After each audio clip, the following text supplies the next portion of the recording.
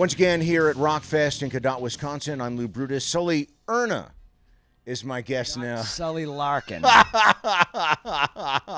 You're supposed totally to be fucked it a up. veteran, man. See that? 20 plus years in with you, and I can still foul things up for you. It's embarrassing.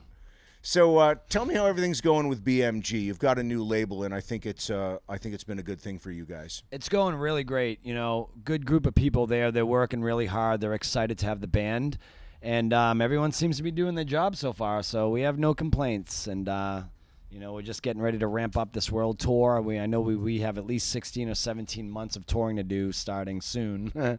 So you know, we're looking forward to it. We're ready to work. The band's been, you know, off for a little bit now, and everyone has good energy. Everyone's in good health, getting along great. So fingers crossed everything stays that way.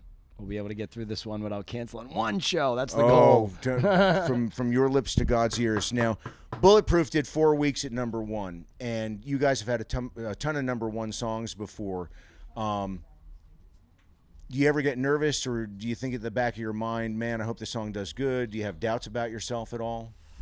You know, as a band. No, because we don't, you know, honestly, I know there's been some comments out there with Bulletproof thinking that, you know, GODSMACK is starting to write for radio now, and because it had more of a melodic feel to it. You know, some people might have even called it more commercial than they've heard us write in the past, but it's because we're growing as musicians, we're growing as individuals, and we are going to continue to develop the music and have the music mature, and hopefully people will come along for that ride.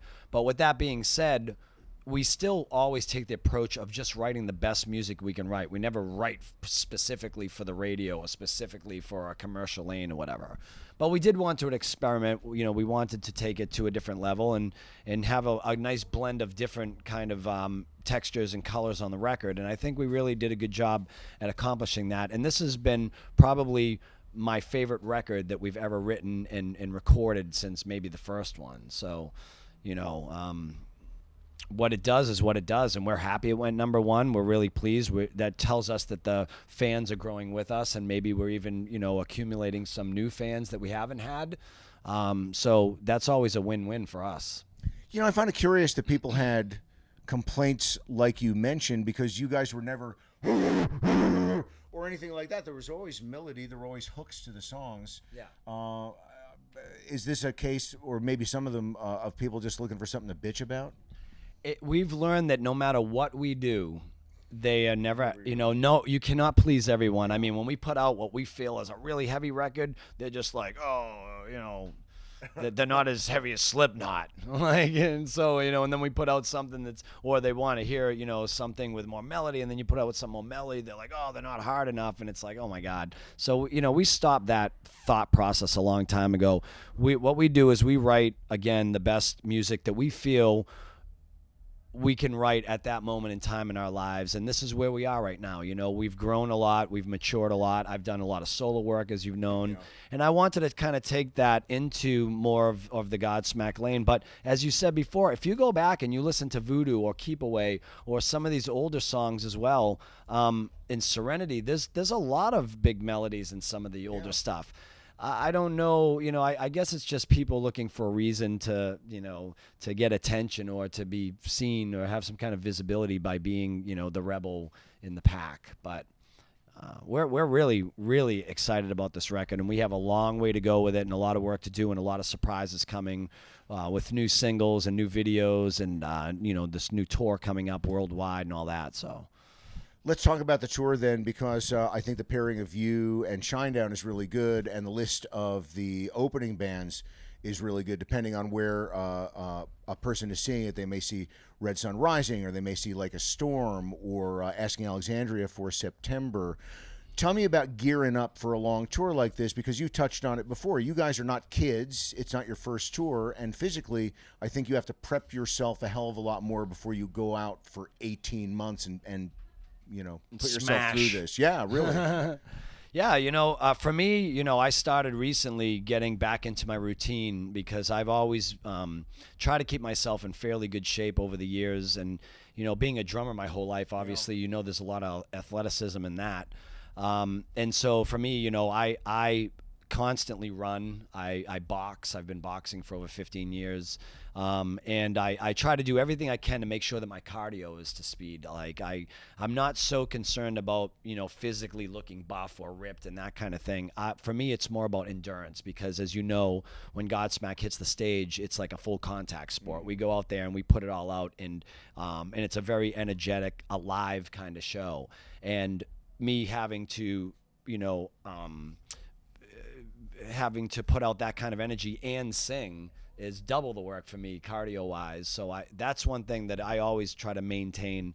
And everybody else has their routines on what they do to prepare for this. But as a band collectively, again, we wanted to first of all and foremost put out the best record we could. And then we wanted to make sure that we'd put together a show that was going to be very attractive to even fans that haven't seen the band yet. And we want to be able to continue that theme as well, knowing that, Godsmack over the years has always been known for putting on a really strong live show. And so me and Brent from Shinedown actually got together earlier in December, and we said, hey, let's talk about how we approach this, because it's a co-headlining bill. We want them to feel just as important as we want to feel on this, and we don't want to feel like who goes on last as the headliner kind of thing. So, me and him put a lot of thought and time into like, okay, what do you want to create? And you go first and let us know, and then we'll contrast that so the audience is getting two headlining shows on the same stage that have completely different looks. And I think we did a really good job at accomplishing that. And Brent is another guy too who, early on, and I'm not talking to you about anything. I haven't spoken with him myself. He was pretty heavy and didn't take great care of himself, and he's gotten himself in pretty good physical shape now, and eats right. Is it easier to go on the road with people who are taking care of themselves as opposed to somebody who's on the party bus all the time? Yeah, of course. I mean, listen, in any event, as you know, I mean, you've lived in this lifestyle for a long time yourself. When you live in that lifestyle and you're relying on, just that kind of party atmosphere and a lot of whiskey and, whatever else comes along with that, no sleeping and bad sleeping and whatever, it takes its toll on you after a while. And, it's really... We can't all be the Rolling Stones, that's for sure. I don't know how they do it, man. But as you get older, you start to realize that time goes by very quickly now. And we want to be able to embrace and take advantage of every minute of our career, and feeling blessed and grateful that we are still here after 20 years, and we have an audience, and there's people out there that still care about the brand, and we need to honor that and do our part and make sure that we respect it mutually, so we can continue to not only deliver great music and great shows for the audience that has stuck by us all these years, but to be able to honor that within ourselves and make sure that we can enjoy the rest of this ride for however long it goes for, because we don't know. This thing could end next year or it could go on for another 10 years, but living in the moment for us right now is the most important thing, and enjoying the ride while it lasts. That's a great thing to close on. Sully, you're one of my favorite human beings Thanks, on the man. planet. It's You great too, to see brother. you. Sully Erna from GODSMACK. I'm Lou Brutus. We are backstage at Rockfest in Cadott, Wisconsin.